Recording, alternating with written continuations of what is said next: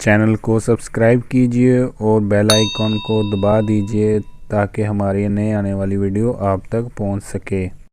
بسم اللہ الرحمن الرحیم۔ السلام علیکم دوستو، امید ہے آپ سب ٹھیک ٹھاک ہوں گے۔ آج ہم بات کریں گے ہبہ کے بارے میں کہ عورتوں کو جو دیا گیا ہے ہبہ، اس کے بارے میں قانونی حیثیت اور اس کے لوازمات کیا ہے، اور کیا ہبہ جو ہے وہ عورتوں کو دے کر واپس لیا جا سکتا ہے۔ اس کے حوالے سے ہم پیچیدہ مسائل کے بارے میں گفتگو کریں گے۔ ہبہ، جس کو انگریزی میں گفٹ کہا جاتا ہے اور اس سادہ زبان میں تحفہ بھی کہتے ہیں، قانون کی نظر میں بہت اہمیت کا حامل ہے، مگر اکثر اوقات یہ بہت سارے معاملات میں الجھاؤ کا باعث بن جاتا ہے اور طویل پیچیدہ مقدمہ بازیاں دیکھنے میں آتی ہیں۔ مسلم قانون میں ہبہ کے پورے ہونے کے 3 بے حد ضروری لوازم ہیں، جن میں اول ہبہ کا اعلان، یعنی اگر کوئی شخص اپنی بیوی یا کسی بھی رشتہ دار کو کوئی جائیداد یا چیز ہبہ کر رہا ہے تو اس کا واضح طور پر لوگوں میں اعلان کرے کہ اس کے بعد دوم پر ہبہ کی قبولیت آتی ہے، اور یعنی جس کو بھی ہبہ کرنا ہے وہ اس کو قبول کرے۔ اور تیسری جو لازمی شرط ہے وہ یہ ہے کہ جس جائیداد کو بطور تحفہ دیا جا رہا ہے اس کا قبضہ بھی دے دیا جائے، مگر یہاں یہ واضح کرنا ضروری ہے کہ بعض ایسی استثناء صورتحال پیدا ہو جاتی ہے کہ ہبہ کی حوالگی یعنی قبضہ ضروری نہیں ہوتا ہے، ہبہ ناقابل واپسی ہوتا ہے۔ شوہر اگر اپنی بیوی کو حق مہر میں کوئی رقم یا مالیت مقرر کیے بغیر براہ راست جائیداد دے دے تو یہ سادہ ہبہ کہلاتا ہے، اور اگر کوئی مالیت مقرر کرے اور اس رقم کے بدلے کوئی جائیداد دے تو یہ ہبہ بالعوض ہے۔ اگر عورت عدالت میں جا کر خلا کے لیے دعویٰ دائر کرتی ہے تو اسے صرف حق مہر ہی ادا کرنا ہوتا ہے۔ وہ تحائف جو شوہر نے اسے دیے ہوں یا وہ جائیداد جو بطور ہبہ اسے ملی ہو، وہ خلا کے لیے واپس کرنا لازم نہیں ہے۔ جیسا کہ 2011 میں ہائی کورٹ کے سامنے ایک کیس آیا جس میں ایک شوہر نے اپنی بیوی کو شادی کے وقت ایک گھر بطور تحفہ دیا، جس کو بیوی نے قبول کرتے ہوئے اس میں رہائش اختیار کر لی۔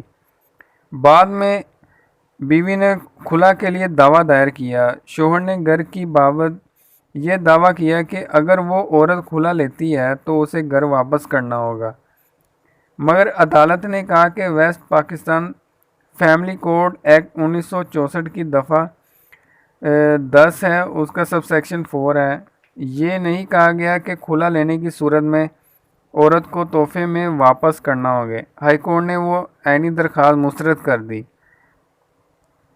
شادی کے موقع پر بیوی کو خاوند کی جانب یا اس کے رشتہ داروں کی طرف سے ملنے والے تحفوں کو مہر کا بدل یا مترادف ہرگز نہیں کہا جا سکتا۔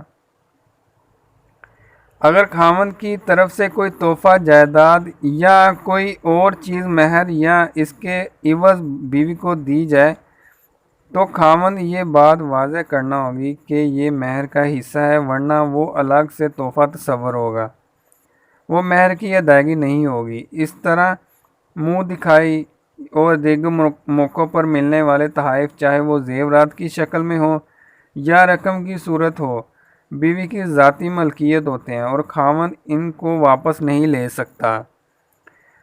اگر شوہر بیوی سے حق مہر ادا کرنے کے بعد واپس لے لیتا ہے یا رقم تحائف لیتا ہے تو بیوی ان کو واپس لینے کے لیے دیوانی عدالت میں دعویٰ دائر کرے گی۔ عدالتوں نے واضح کیا ہے کہ نکاح نامہ کالموں میں درج جائیداد بطور حق مہر ہبہ بالعوض تحریر کی گئی تو اس کو قانونی حیثیت حاصل ہوتی ہے، اور ایسی جائیداد عورت کی ملکیت تصور ہوگی اور وہ اسی بنیاد پر جائیداد کا تقاضا کر سکتی ہے۔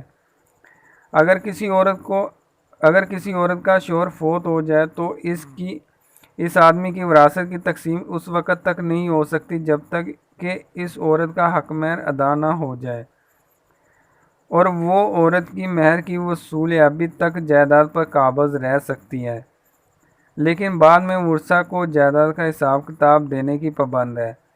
وہ بیوہ صرف اپنے حصے کو ہی بیع کر سکتی ہے اور کسی کو ہبہ کسی کو بھی ہبہ کر سکتی ہے، حتیٰ کہ رہن بھی کر سکتی ہے، باقی جائیداد پر وہ ایسا حق نہیں رکھتی۔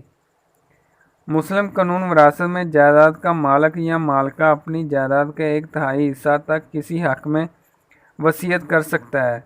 وصیت کو ثابت کرنا ضروری ہوتا ہے، مگر ہبہ کرتے ہوئے ساری جائیداد کسی ایک اولاد کے نام ہبہ نہیں کی جا سکتی، اور بیٹی کو وراثت سے محروم نہیں کیا جا سکتا۔ بعض اوقات شوہر کی جانب سے کیے گئے ہبہ کو رشتہ دار ماننے سے انکار کر دیتے ہیں اور عورت کو اس جائیداد سے محروم کرنے کی کوشش کرتے ہیں، مگر یہاں یہ بات قابل ذکر ہے کہ جب ایک شوہر زبانی یا تحریری کسی بھی طور پر جائیداد اپنی بیوی کے نام پر ہبہ کرتا ہے تو اس میں بیوی کی طرف سے قبولیت ہی اس ہبہ کو مکمل کر دے گی۔ ہبہ چونکہ 2 قسم کی ہوتی ہے، یعنی زبانی اور تحریری، اس وجہ سے ان دونوں صورتوں میں مرد گواہان یا ایک مرد اور 2 عورتوں کی موجودگی ضروری ہے۔ زبانی ہبہ کو اگر بذریعہ اقرار نامہ تسلیم کیا گیا ہو تو رجسٹری کی ضرورت نہیں ہے، ورنہ رجسٹریشن ایکٹ کی دفعہ 17 کے تحت غیر منقولہ جائیداد کی ہبہ کے لیے رجسٹری ضروری نہیں ہے۔ اگر کوئی بھی شخص کسی ہبہ نامہ کو چیلنج کرنا چاہے تو اسے ثابت کرنا ہوگا کہ ہبہ درست نہیں ہے۔ اگر ہبہ کرنے والے نے ایک طویل عرصے تک ہبہ پر خاموش رہتا ہے تو بعد میں اس کو چیلنج نہیں کر سکتا۔ جیسے ایک کیس میں ایک آدمی نے 18 سال تک ہبہ کی جائیداد کو چیلنج نہیں کیا اور بعد میں اس کی جانب سے کیے گئے چیلنج کو قبول نہیں کیا گیا تھا۔ یہ تھا ناظرین آج کی ویڈیو عورت کو ہبہ کے حوالے سے۔ اگر آپ کو یہ ویڈیو پسند آئی اس کو لائک، سبسکرائب اور شیئر ضرور کیجیے گا۔ اپنا خیال رکھیے گا۔ اللہ حافظ۔